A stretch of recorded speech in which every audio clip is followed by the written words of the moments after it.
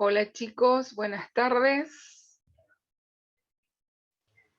Esperemos que estén todos bien y con ganas de empezar una nueva clase.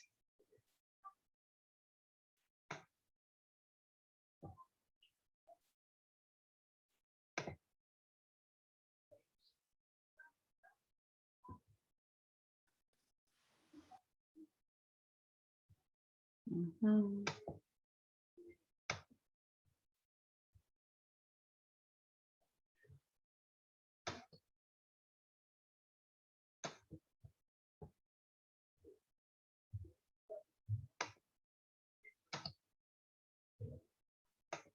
¿Están acá?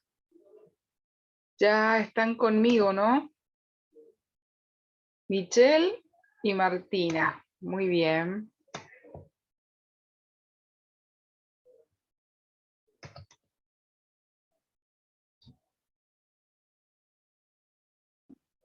Hola, ¿cómo andan? Hola, profe, ¿cómo está? Hola. Yo bien, todavía bien, gracias a Dios. Bueno, vamos a ver un videíto hoy eh, que, a ver, vamos a hacer un repaso de lo que vimos la clase pasada. A ver, ¿quién me ayuda? ¿Quién estuvo la clase pasada y me recuerdan qué es lo que vimos? Martina, ¿te acordás? Espere, profe, que voy a buscar apuntes. Espere, los tengo en los apuntes. Bueno, dale, yo te espero. Si hay alguien que se va acordando, la va ayudando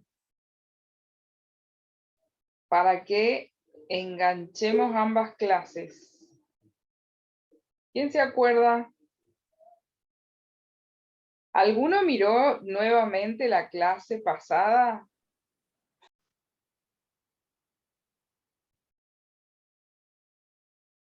Hola. ¿Quién está acá conmigo? A ver.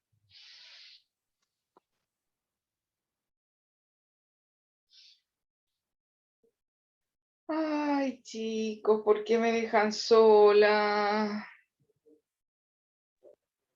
Profe, yo no he vuelto a mirar la clase. O sea, ¿No has vuelto a mirar la clase? no le he podido volver a mirar. Porque creo que en la clase de la... Ah, justo la del 6 de septiembre no la ha subido el profesor. Ha subido hasta la anterior a esa. Pero la del 6 no la subió. Pero se tienen que acordar de que hablamos, no me digan que no.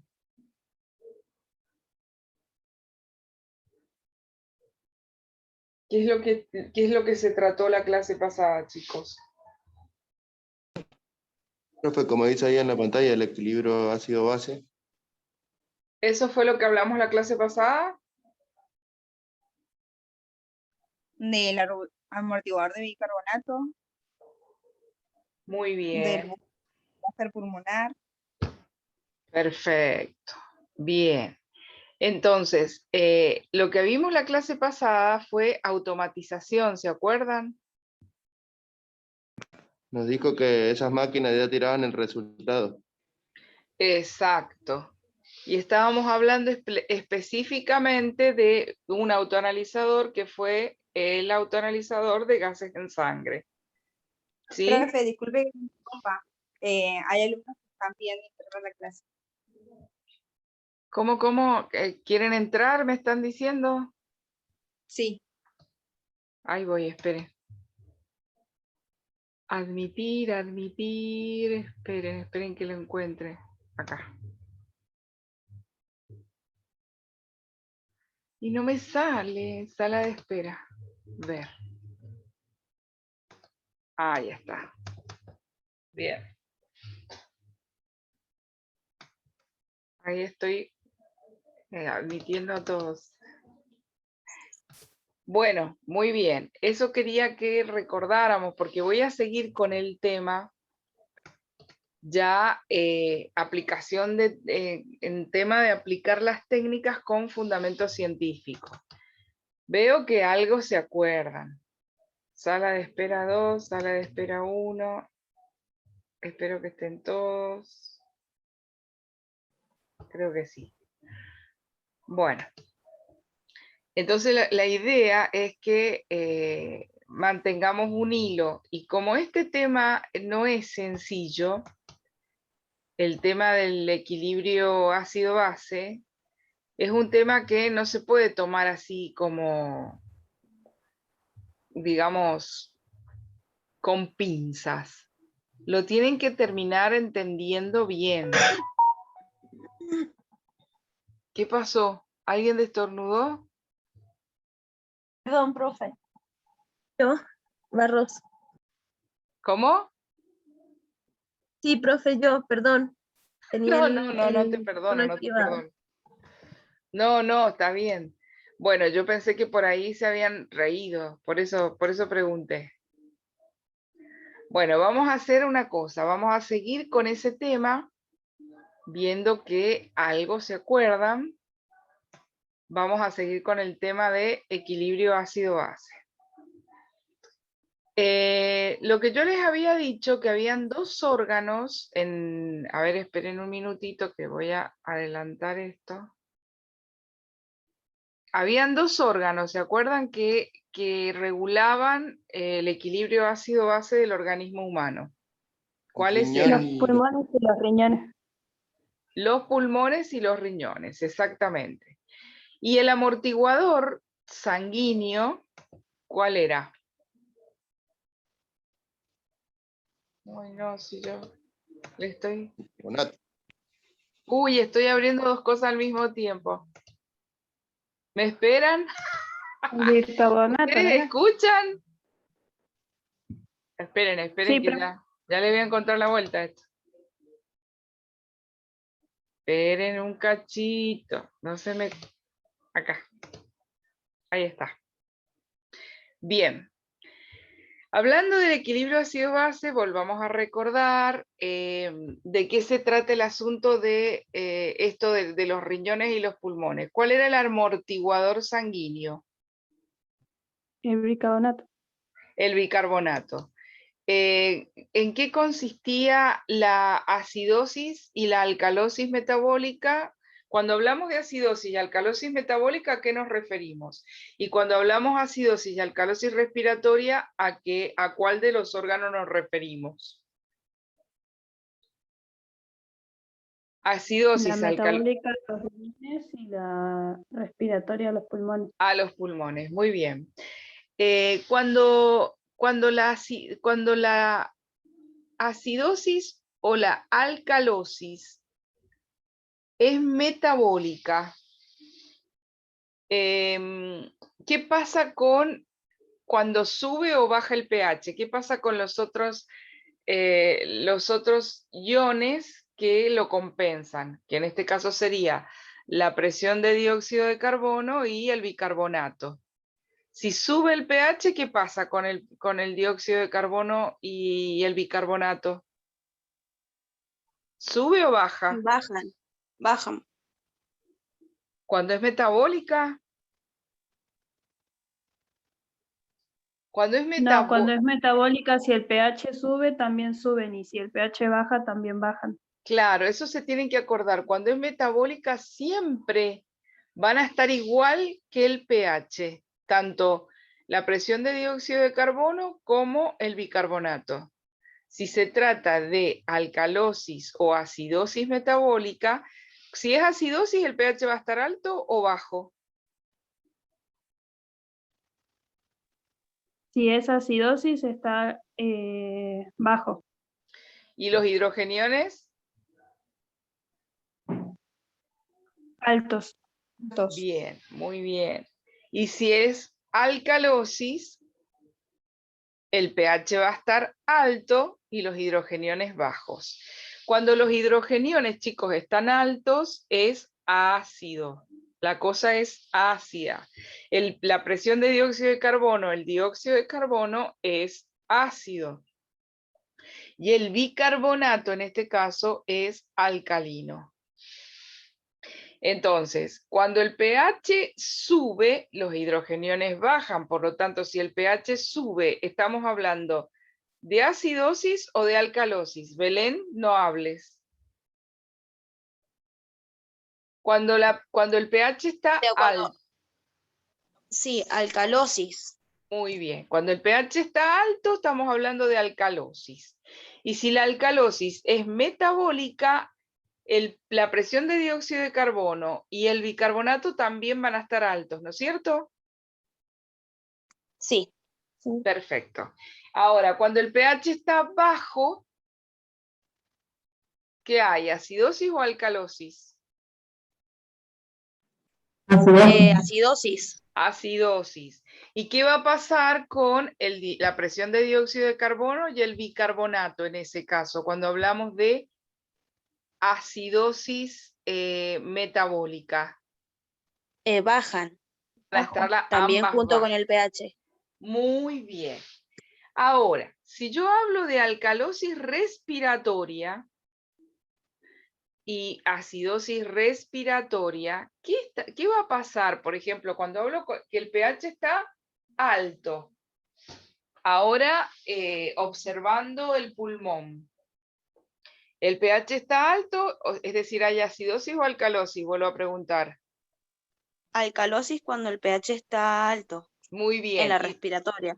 Muy bien. ¿Y qué va a pasar con la presión de dióxido de carbono y el bicarbonato en ese caso?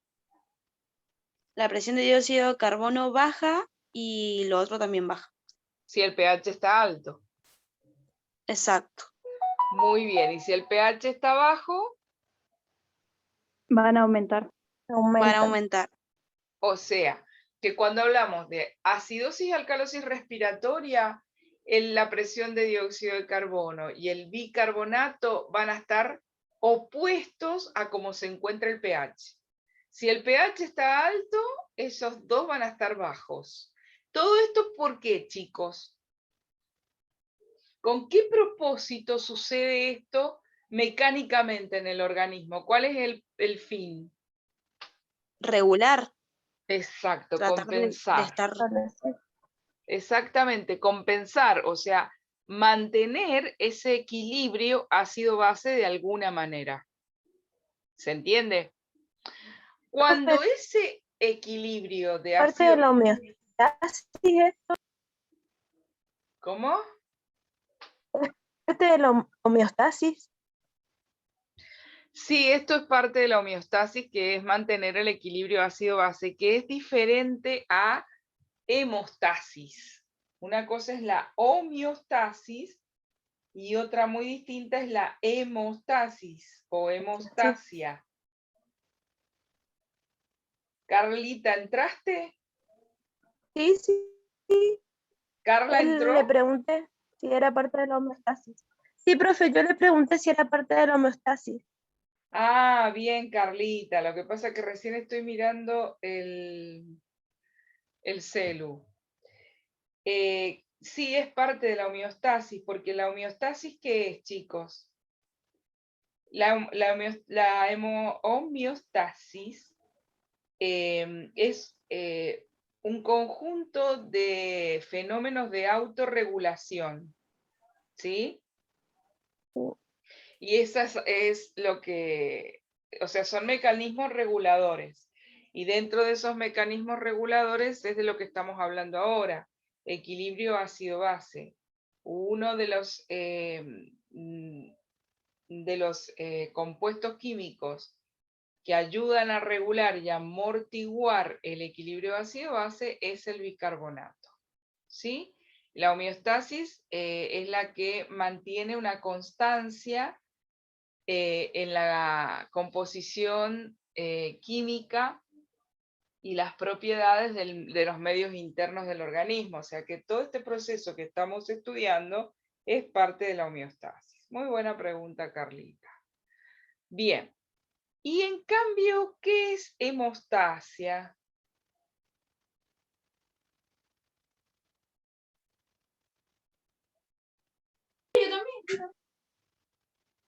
¿Quién dijo que es lo mismo? ¿Quién dijo que es lo mismo? ¿Por qué? No, profe, no habló nadie. Fue que tenía el micrófono prendido, perdón. Lo dijeron por ahí, pero ¿qué es hemostasia, chicos? Eso ya lo hemos visto. ¿Qué es hemostasia? Es el El proceso por el cual mecanismo que se mantiene líquida dentro de los vasos. son dos procesos Exactamente, es el contrapuestos. mecanismo por el cual in vivo dentro del organismo la función principal es mantener la sangre líquida dentro de los vasos. Pero también tiene otra función, que es activar el mecanismo de coagulación en el caso de que haya rotura de vasos y hemorragia. Eso es hemostasia. Por eso son dos cosas que suenan parecido, se escriben distinto, pero el significado también es muy diferente. Por eso no lo pueden confundir. ¿Estamos de acuerdo? Sí. Muy bien. Sí, profe. Perfecto. Ahora yo les voy a hablar de ustedes saben que esto que estamos viendo, que es equilibrio ácido-base, es equilibrio entre iones.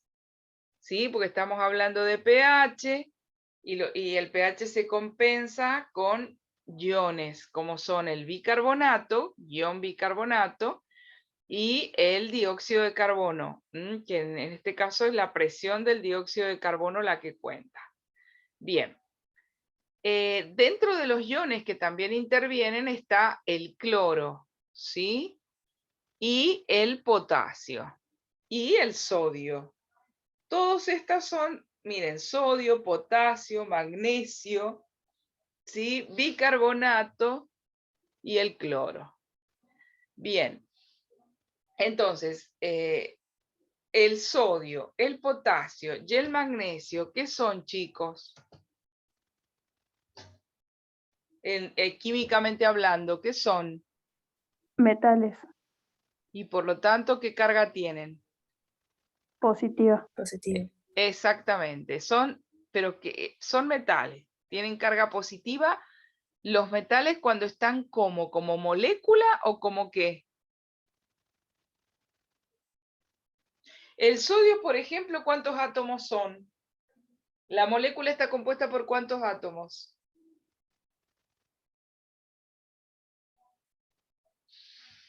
Ay, eso es química Por básica. 2, profe. ¿Cómo? 2. Exacto, el sodio está compuesto, el sodio no está compuesto por 2. ¿Cuánto tiene de átomos el sodio? Uno solo.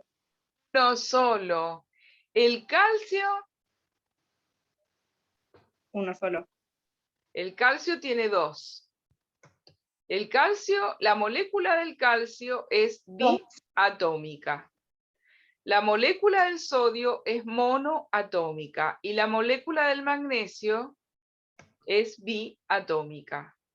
Pero nosotros acá no estamos hablando de molécula, porque como yo les pregunté recién que era el sodio, el cloro y el potasio, el magnesio y el calcio, perdón, y me dijeron que eran elementos de la tabla periódica, está bien. Pero los elementos de la tabla periódica en la naturaleza se encuentran como moléculas. Pero cuando nosotros los introducimos en un medio hídrico, se ionizan. Y como en la sangre es un medio hídrico, o sea, es un medio acuoso, estamos hablando de iones, que son parte de los átomos. ¿Los átomos por qué están compuestos, chicos?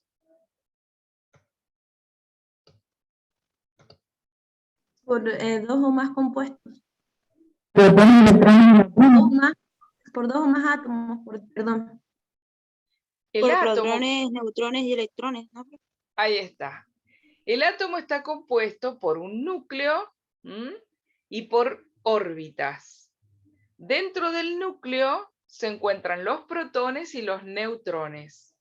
Y en las órbitas elípticas de los átomos se encuentran los electrones. ¿Sí? ¿Estamos de acuerdo con eso? Sí, profe. Bien. Cuando nosotros hablamos de tabla periódica y hablamos de metales y no metales, hablamos de elementos de la naturaleza que están plasmados en una tabla periódica donde tienen carga positiva y carga negativa. Cuando hablamos de que el elemento tiene carga positiva y lo hablamos a nivel anatómico, anatómicamente, ¿qué quiere decir esas cargas positivas? ¿Dónde se encuentran? ¿En qué órbita de los electrones? Los electrones son negativos, profe. ¿En qué, ay, perdón, en qué órbita del átomo? Me equivoqué. Obvio, El los electrones son negativos. protón es el que tiene carga. Bueno, la pregunta es, Entonces adentro del átomo, del núcleo, adentro de la célula sería, ¿no? no, a ver, es que saben que si no entienden muy bien o no recuerdan, no es que no entiendan, porque esto lo han estudiado en alguna oportunidad.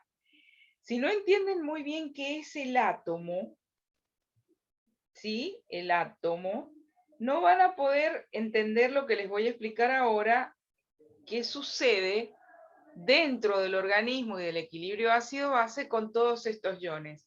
Chicos, porque nosotros hay un estudio en el laboratorio que hacemos, y es muy común, que se llama ionograma. Y a esto apunto ahora con lo que les voy a mostrar en esta clase. Pero primero tengo que asegurarme de que tienen bien claro qué es un átomo. Sí, porque ustedes por ahí tienen problemas con otros profesores que inclusive son bioquímicos. Entonces ellos empiezan desde una base a explicarles que ustedes están todos en las nubes, porque hay conceptos que se supone que tienen que tener ya arraigados y con el que cuenta el profesor para que ustedes entiendan una clase que el profesor ya cuenta que esos conocimientos previos ustedes ya los tienen. Por ahí los tienen, pero no los tienen en el frente activo de la mente. Entonces yo no voy a poder seguir con esta clase si ustedes no me dicen cómo está compuesto el átomo y de qué manera se ubican los iones en el átomo. Y por qué se le llama en la tabla periódica elementos positivos y elementos negativos. ¿Alguien me puede contestar eso? Así nos ayudamos a todos. Cuando se refiere que es positivo o negativo, es por nosotros como lo habremos entendido, es que los negativos son los que necesitan electrones para completar sus órbitas, y los que son positivos son los que ceden esos electrones que al no metal le faltan. Muy bien, Belén, muy bien. ¿Alguien añade algo a lo que dice Belén? Sí, el Los octeto electrones se de le llama. valencia. ¿Cuáles son las valencias? Llegan a su ¿Qué es la valencia, chicos?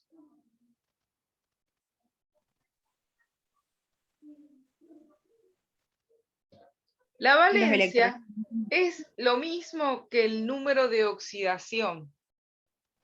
¿Cuál es el número de oxidación del sodio? ¿Alguien tiene una tabla periódica? Y si no la tienen, chicos, googleen ahí y busquen tabla periódica y sáquenla del Google. Es 1, profe, es más 1. Más 1, ¿qué significa eso? Que en el átomo del sodio, ¿qué hay en la última órbita? Un electrón. Hay un electrón. ¿Hay un electrón o qué pasa con los electrones y los protones? ¿Cuál es la disposición? ¿No hay un protón de más? O sea, Claro. tiene Carga positiva el sodio. Por eso lo que decía Belén recién, que se dice que son elementos positivos porque lo que tienen en la última órbita es un protón, que lo cede por ahí, por eso tiene la facilidad de cederlo, al que tiene carga negativa y le falta un ion en su última órbita para completar el octeto. Porque lo que tienen que completar las últimas órbitas de los átomos es una completitud de 8 electrones. ¿Sí o no? ¿Cuáles Sí, son, profe. ¿cuáles son los elementos de la tabla periódica que están completos con sus 8 electrones? Los Los gases gases nobles. nobles. Los gases nobles. Esos no necesitan nada, ni ceden ni piden porque están completos. En cambio, en el caso de los positivos y los negativos, a los positivos está bien dicho que el sodio tiene una sola carga en su última órbita, por lo tanto, si tiene un solo electrón en su última órbita, es más positivo que negativo, que por ejemplo el azufre, que el azufre tiene 7 electrones en su última órbita. ¿Estamos de acuerdo? ¿Es lo que dice la tabla o me estoy equivocando? No, está bien, profe. Está bien, Entonces, el azufre es negativo porque tiene 7 cargas negativas en su última órbita. Le falta una para completar el octeto. Y el sodio es positivo porque tiene una sola carga negativa en su última órbita. ¿Sí? Que tiene la facilidad de cedérsela al que la necesita, en este caso puede ser el azufre, y así se forma el sulfuro de sodio o bien el sulfato de sodio, pero hablemos del sulfuro, que es ese y sodio nada más. Entonces le cede su carga, que sería un electrón, para que el otro complete el octeto y este se quede cerrado. Por eso, así se forma el sulfuro de sodio a nivel iones. ¿Estamos de acuerdo? Vuelvo de nuevo. Sí, profe. Cuando nosotros hablamos de la tabla periódica y hablamos de la naturaleza, ¿sí? De la naturaleza de los elementos naturales, cuando están como molécula, los podemos hablar como elementos naturales de la naturaleza. Por ejemplo, el oxígeno en la naturaleza no existe monoatómico. El oxígeno existe biatómico. Lo mismo pasa con el cloro, lo mismo pasa con el azufre. Para que existan en la naturaleza tienen que ser biatómicos. Si no, el monoatómico es la molécula ionizada. ¿Qué significa la molécula ionizada? Que se parte en sus iones respectivos. Entonces, en el caso ¿y esto cuándo sucede? Cuando están en un medio acuoso. Entonces, si estamos hablando de equilibrio ácido-base, estamos hablando precisamente de eso, chicos, de iones, ¿sí? Estamos hablando de cargas electrónicas o cargas protónicas, cargas positivas o cargas negativas. Cuando hablamos de hidrogeniones, que son las cargas de hidrógeno, y cuando estas aumentan, ya sabemos que estamos frente a una solución acuosa ácida. ¿Sí o no? Porque los iones son parte de la electrólisis, ¿o no? Sí. Entonces, los iones son los que dan lugar a eso que alguna vez llamaron cátodo y ánodo. El cátodo que tiene carga positiva y se llama catión y procede de un elemento electropositivo. Y un ánodo que tiene carga negativa y se llama anión y proviene de un elemento negativo. Bien, entonces, si estamos viendo acá en la filmina a este sodio, cuando nosotros lo anotamos con una carga, con un signo arriba, es porque está en forma de ion, ¿sí?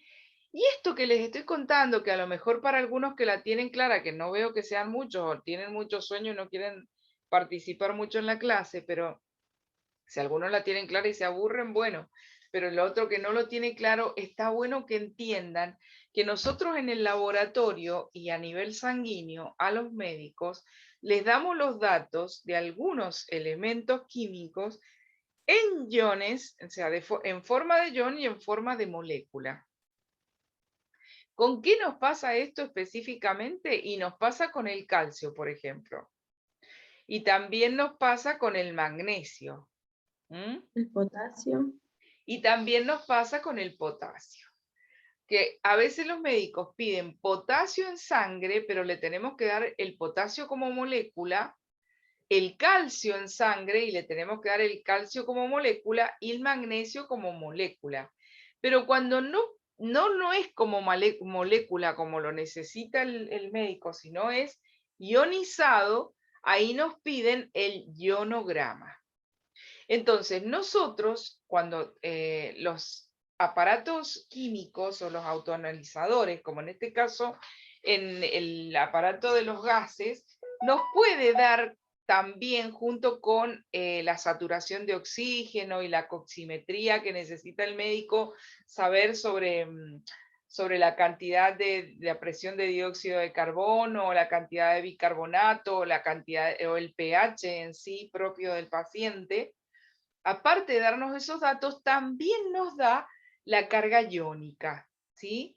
Hay otro aparato autoanalizador del laboratorio que específicamente habla de y larga los datos del ionograma y nada más. O sea, es un aparato que se llama aparato de iones.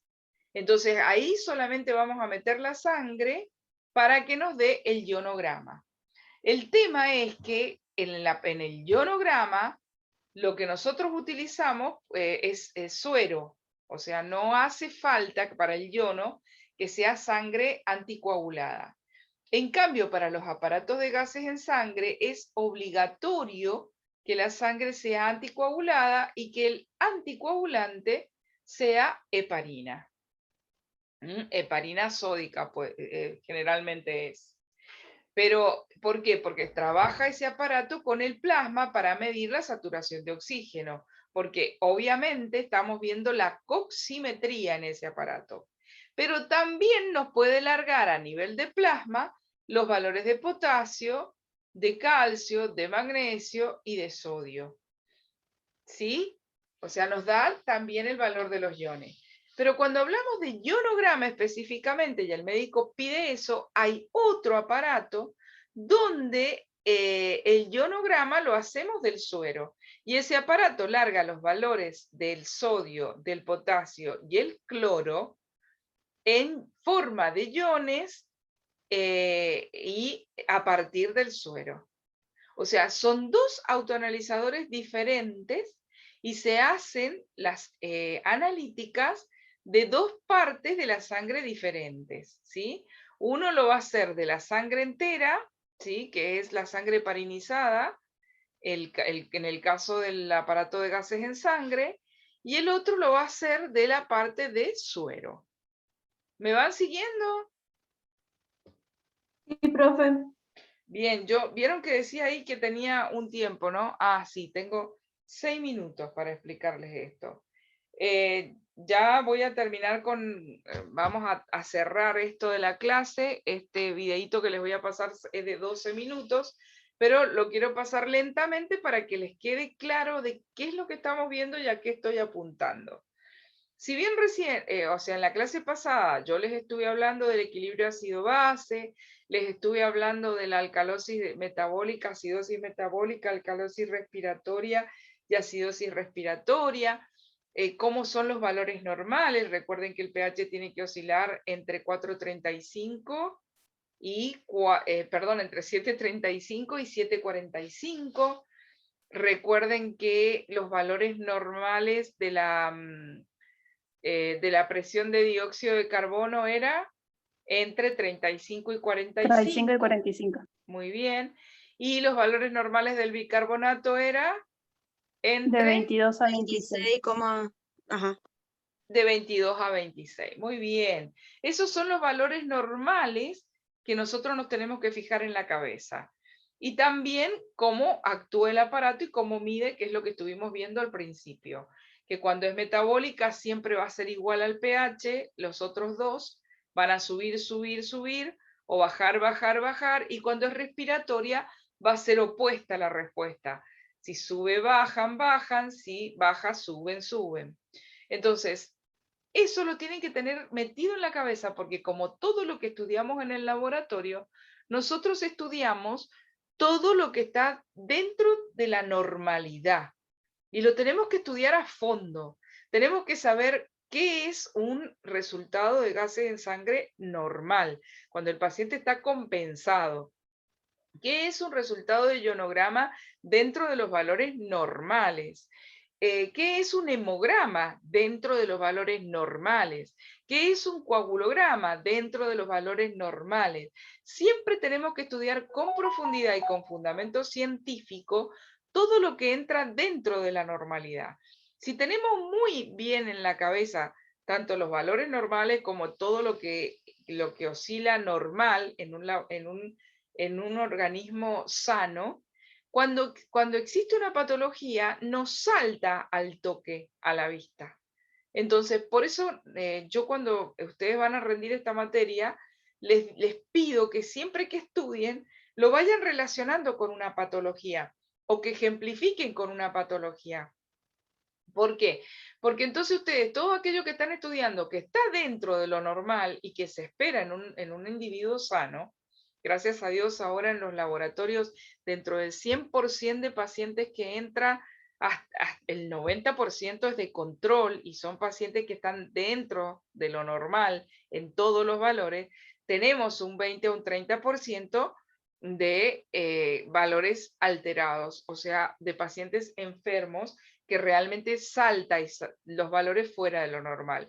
Entonces, eso es lo que nos llama la atención y ahí nos vamos a investigar por qué, si es por culpa nuestra, si es por un error sistemático, un error humano, si es por un error del aparato, si es por una equivocación de tubo. Todo eso lo tenemos que chequear primero. Y para que eso no pase, tiene que estar muy bien organizado el laboratorio y con todas las antenas el operario, ya sea técnico o ya sea bioquímico. Si tuvo un mal día, si confundió un número, si puso un tubo por otro, lo que sea, son errores que los tenemos que salvar antes de decir que ese valor es anormal, que ese paciente está enfermo y decirle al médico, mire, medíquelo porque está grave. Entonces, todas esas cosas las tenemos que tener en cuenta, para eso estamos estudiando, para eso nos concientizamos, y esta es la idea de que los conceptos que ya se supone que tienen que tener, tanto químicos, matemáticos, físicos, los tengan bien arraigados para cuando se le presenten estas situaciones, sepan lo que están haciendo y sepan de qué se está hablando, ¿sí? Es lo mismo que pasaba con, que hablamos la clase pasada sobre el fentolitro, que es la unidad que mide al hematíe, que yo les decía que el fentolitro es ínfima esa unidad física porque el hematíe es ínfimo, tiene de 5 a 7 micras. Entonces, si se está midiendo el volumen corpuscular medio y se mide en litros, el valor es pequeñísimo, pero en la calculadora a ustedes les va a dar un número significativo de muchísimas cifras, menos que el 0. Obviamente, porque es un valor demasiado pequeño. Pero nosotros no lo ponemos con toda esa cantidad de ceros adelante. Lo hacemos con el número entero, y si ya sabemos que estamos hablando de fentolitro, sabemos que estamos hablando de una cifra significativa, con un montón de ceros adelante. En el caso de los fentolitros específicamente, son 7 ceros delante, o sea, delante del número distinto de 0. Entonces, esas son las cuestiones que ustedes tienen que manejar. Y para manejarlas bien, tienen que repasar, tienen que estudiar, tienen que pensar. En el cuadernillo está clarísimo toda la parte matemática que tienen que recordar de la secundaria, toda la parte de química que tienen que recordar de la secundaria y la parte de física. Entonces, para que me queda menos de un minuto, para que esto lo puedan entender bien, ustedes tienen que primero repasar eso. De todas maneras, yo hoy la vamos a remar con esta clase para que les quede claro qué es el anión GAP y qué tiene que ver con esto del equilibrio ácido-base. Recuerden que cuando esto se me corte, en 15-20 minutos volvemos a entrar. Y bueno, y mientras tanto aprovechen para repasar esto que les digo, qué es un anión, qué es un catión, qué es la tabla periódica, porque de eso vamos a hablar los 40 minutos subsiguientes. ¿Estamos de acuerdo Sí, o profe. no? Ay, no escucho. Sí, Sí, profe. sí, profe. Buenísimo, porque si no están de acuerdo van a tener que estarlo igual, porque no les queda otra. Bueno, entonces.